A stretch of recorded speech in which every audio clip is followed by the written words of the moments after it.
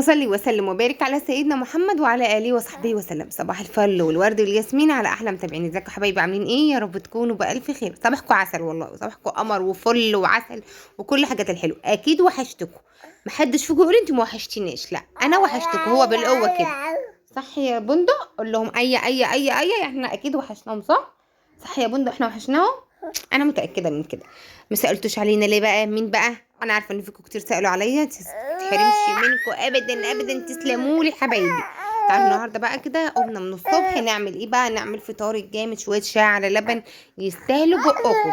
هنعمل بقى شويه شاي على لبن الجامدين ونسكت الاستاذ رضا علشان ادي ناهي فينا وتعبان وكل شويه من المستشفى للدكتور، للدكتور للمستشفى، للمستشفى للدكتور، لحوارات، لاشتغالات، لوجع الدماغ، لصدعه، لحاجات كتير قوي حصلت لي في اليومين اللي فاتت دول.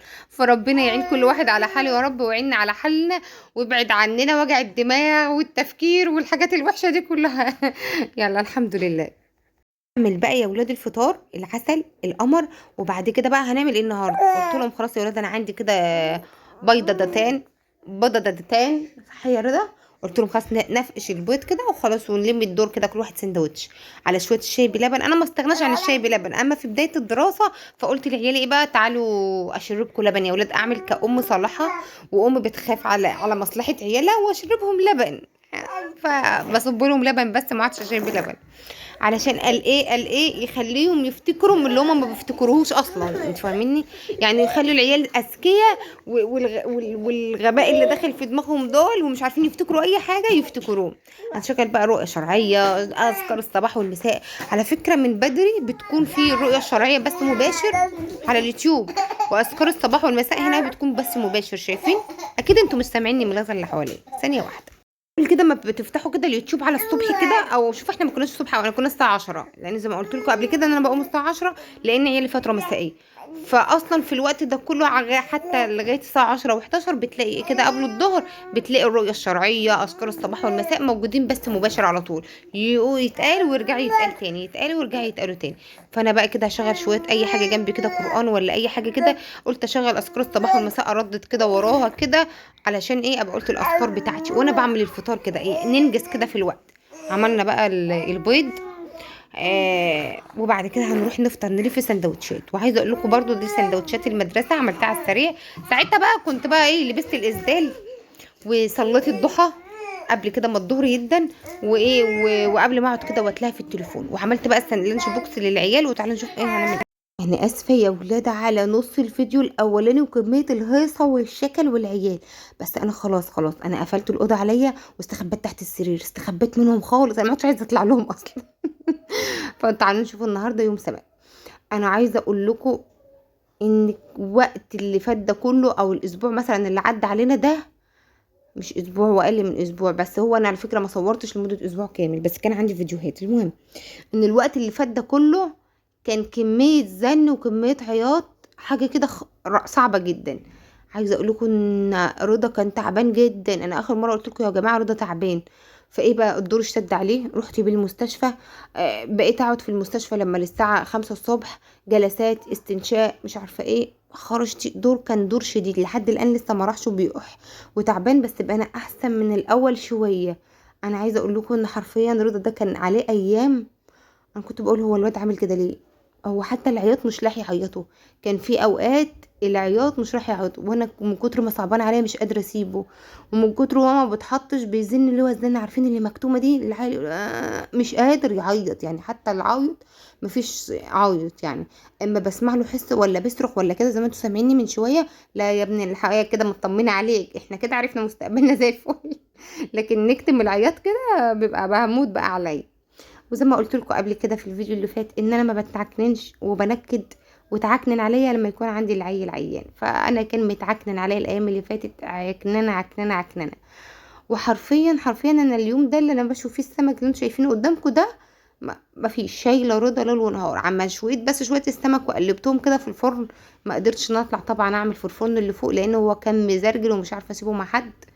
فعما ده حصل لحظه كده كان عيط عياط، وانا مع ان انا كنت منيماه فصحى بقى فعيط، فانا مش عارفه اسيب السمك ولا اروح له، اروح للسمك لا اروح للرضا. فالدنيا كانت صعبه قوي. فالمهم قعدت الهيب اي حاجه كده، وعارفين ان انا قمت من على الفرن وقعدت يمكن 3 4 مرات ان انا اروح اسكت شويه وارجع اشوف السمك بعد ما اتحمر، ارجع اروح كده زي ما انتم شايفين اخد الشوط ده اقلب السمك، بعد ما اقلبه على الناحيه دي ارجع اروح الناحيه التانية واسيبه مع نفسه. كان يوم خطير. بس على فكرة برضو السمك ما اتحرقش مني وكان زي الفل. كنت بفصل كده فترات وارجع واروح وارجع واروح عم السمك ياخد لون. يلا الحمد لله يا ولاد، كلنا بنمر بالاوقات الصعبه دي، لان لما بيكون عندك طفل عيان بتبقى الوقت صعب جدا. لان ابني ده اصلا لا يعرف حد ولا متعلق الا بيا ولا بيقعد على ايد حد ولا اي حاجه. هي مشكلتي مع العيال كلها ان انا بحب الحنيه شويتين 3 4 5، فاقعد اطبطب على العيال والاخر يجي على دماغي انا اللي بيجي على دماغي. اما يعني الام اللي بترمي العيال دي ده انت امي 10 على 10. اما انا ما بعرفش ارمي عيال، والاخر انا اللي بشتل واحط فوق دماغي واحط كده في بقي جزمه قديمه واسكت. هعمل ايه؟ هسكت. بدلع العيال دلع السنين، هعمل ايه بقى؟ المهم لنا الله، لنا الله يا ولاد. هقلب بقى السمك كده. شايفين بقى التنهيده دي توحلكوا بالاسبوع المرمطه اللي انا اتمرمطت. انا اتمرمطت مرمطه، والله العظيم انا متمرمطه مرمطه يا ولاد. انا متمرمطه مرمطه. خليني تقول لي ايه اللي انا عملته في نفسي ده يا ولاد؟ إيه اللي انا فيه؟ الا الحمد لله ربنا يخليهم. ومهما عدت كده اوقات صعبه صعبه صعبه اكيد بتعدي اوقات سهله، واكيد الحمد لله نبقى احسن، واكيد هناخد نفسنا شويه كده. فادعوا لي كده يعدي معايا الايام دي على خير، لان تعبانه بجد، انا تعبانه جدا. فادعوا لي كده دعوه من قلبكم حلو. مش عايزه بقى اقول لكم طاقه سلبيه. قولوا بقى البت دي بقت كئيبه ليه كده؟ البت ام كريم دي بنت كئيبه وما عدناش متفرجين عليها. واقلب اقلب يا عم اقلب يا عم، احنا مش ناقصين. ده انا جوزي منكد عليا وعيال منكدين عليا، وتيجي انت كمان يا شيخه تنكد عليا. يا شيخه عملتي فيكي ايه عشان تعملي فيا كده؟ فلا لا احنا هنقلب خالص ونقضيها فرفشه رغم الطحن اللي احنا فيه، ورغم كل المشاكل اللي حوالينا، ورغم المنحية اللي حواليكي، ورغم الكلام اللي بتسمعيه ومش عاجبك، ورغم جوزك اللي بينحي فيكي ومش عايز يديكي مصروف البيت، احنا هنفضل ستات فرفوشات ونضحك لاخر لحظه. بقول لكم السمك طالع قمر رغم ان انا ما قعدتش قدام الفرن كتير. شايفين اهو؟ اهو دي بركه دعاء الوالدين بقى، دي لا مني ولا من اي حد. السمك لا طلع سمكيه محروقه ولا مش عارفه ايه. عملت التمليحه بتاعته وحطيتها عليه. وهنعمل بقى شويه السلطه. انا ما عملتش السلطه بقى الا ما العيال جت من المدرسه. طبعا كويس. قال لك انت لسه يا ماما ما شويتيش السمك؟ قلت لهم لا يا اولاد انا قدامي السلطه بس حد ياخد الكائن الغريب ده عني.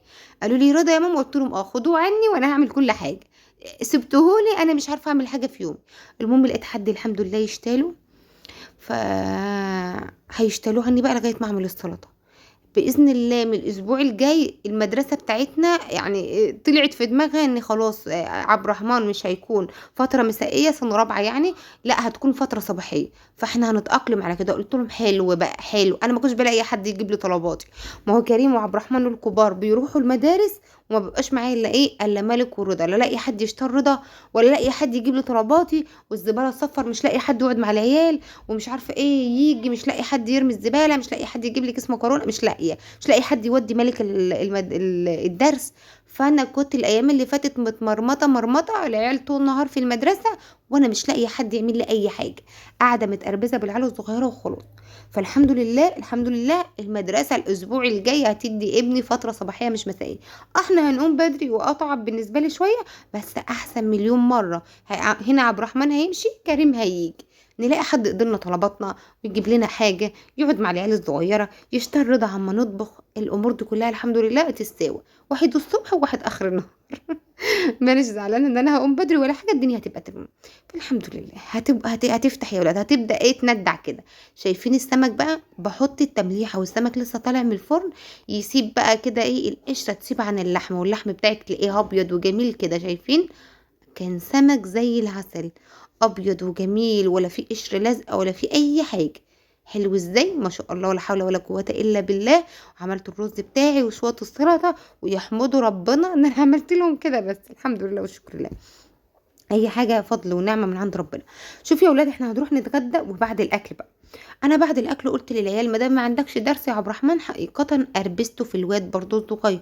قلت له السلم يعني هينطق السلم انا حاسه ان السلم هينطق ويقول لي اكنسيني بقى حرام عليكي. فيا ابني ده السلم شكله صعب قوي، هروح اكنس السلم كده على السريع، وانت خليك. انا عارفه ان من وفاه والدتي، وفاه خالتي قبلها، وبعدها وفاه والدتي، وبعدها مش عارفه ايه اللي بيحصل لي ومش عارفه ايه. حقيقه 2024 دي كفايه عليها كده بقى، كفايه يا 2024، اخلصي بقى، اخلصي علشان انا تعبت. اصل انت شكلك عما تخلصي هتكوني خلصت عليا. فلا كفايه علينا كده يا حبيبه قلبي، ومع الف سلامه، وربنا يجعل العام القادم احسن من العام ده. علشان كده كفايه كده، انا كده بقولك ان انا استويت، فكفايه كده قوي. هحط كده شباشب العيال في جنب عما ابقى كده رصها كده، وهاخد السلالم كده. عايزه اقول لكم ان مين بقى اللي كان بيصورني؟ الواد كريم ابن اللي كان بيصورني بقى قلت كريم بقى فنان، فنان يا ولاد.